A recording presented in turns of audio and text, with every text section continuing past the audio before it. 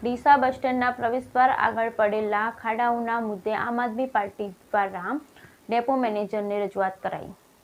Deesa ST ડેપોના મુખ્ય પ્રવેશદ્વાર પર પડેલ ખાડાઓને લઈ ડેપો મેનેજરને કરાઈ રજૂઆત। ડીસા એસટી ડેપોના મુખ્ય પ્રવેશદ્વાર પર ભ્રષ્ટાચારના ખાડાઓ પડ્યા હોવાનું જણાવતા ડોક્ટર રમેશભાઈ પટેલ 2 દિવસમાં ખાડાઓ નહીં પૂરાય તો ભાજપના ઝંડા ઊભા કરી આમ આદમી પાર્ટી કરશે વિરોધ પ્રદર્શન। ડીસા પ્રાંત કચેરીની સામે એસટી ડેપોના મુખ્ય પ્રવેશદ્વાર પર દર વર્ષે ભ્રષ્ટાચારના ખાડાઓ પડી જવાથી દર વર્ષે એસટી બસ ચાલકો અને એસટી બસ સ્ટેશનમાં રોજબરોજ અવરજવર કરતા મુસાફરો ભારે મુશ્કેલીનો સામનો કરવો પડે છે।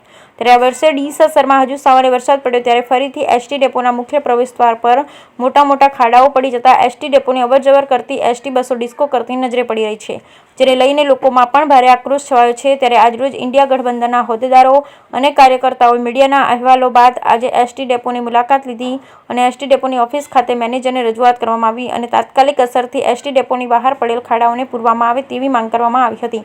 સાથે 2 દિવસમાં ખાડાઓ પૂરવામાં નહીં આવે તો પડેલ ખાડાઓની જગ્યાએ ભાજપના ઝંડા ઊભા કરી ઇન્ડિયા ગઠબંધન દ્વારા વિરોધ પ્રદર્શન કરવામાં આવશે તેવી ચીમકી ઉચ્ચારી હતી।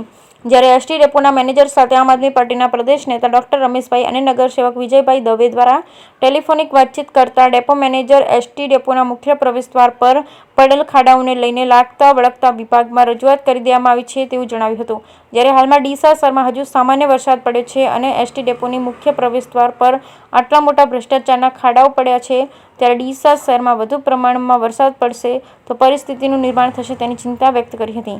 આમ આદમી પાર્ટીના પ્રદેશ નેતા ડોક્ટર રમેશભાઈ પટેલ દ્વારા કોઈપણ રીતે તાત્કાલિક અસરથી ખાડાઓ પૂરવામાં આવે તેવી ઉગ્ર રજૂઆત કરવામાં આવી હતી, નહીં તો ઉગ્ર આંદોલન કરવાની ફરજ પડશે તેવી ચીમકી પણ ઉચ્ચારી હતી। Bureau report, Banaskantha.